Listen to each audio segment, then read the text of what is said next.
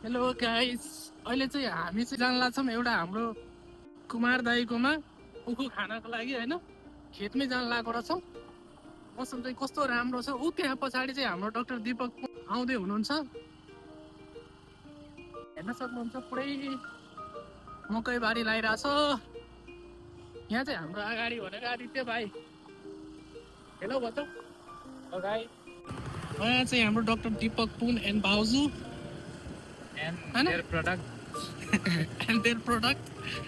हाम्रो सराउन्डिङ कस्तो राम्रो छ, घाम कस्तो दामी छ आज, मौसम पनि।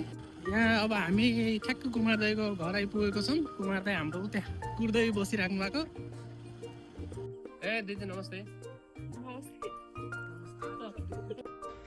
सो गाइस, हामी यहाँ चाहिँ उखु खेतमा आइपुगेको छौँ।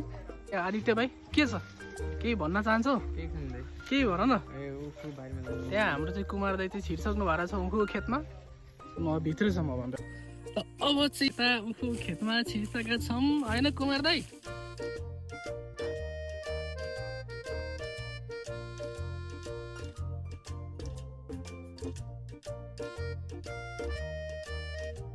आज चाहिँ नयाँ वर्षमा चाहिँ खेतमै छिरेर उखु खाने बेला आइसक्यो हाम्रो। उखु त राम्रो राम्रो रहेछ दाइ, ठुलो ठुलो।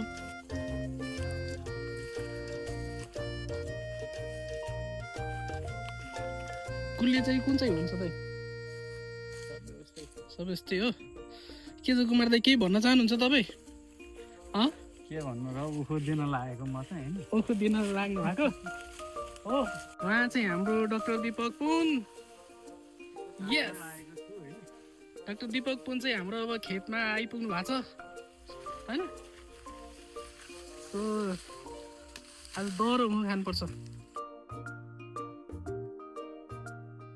सो आज चाहिँ उखु नै खाएर अगाउने हो दाइ आज, होइन दाइ?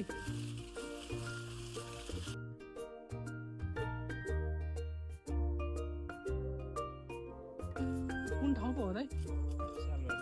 सालबारी पो। हामी अहिले सालबारी आएको छौँ गाइस। उखु खानालाई चाहिँ हाम्रो दाइले चाहिँ हामीलाई जहिले नि बोलाइराख्नुहुन्छ होइन दाइ? उखु लिएर अब चाहिँ हामी घरतिर लाग्यौँ।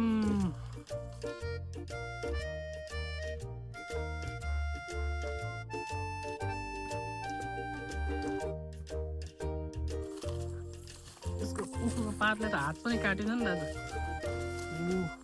बिस्तारै जानुपर्ने हुन्छ। फाइनली निस्क्यौँ हामी। आदित्य भाइ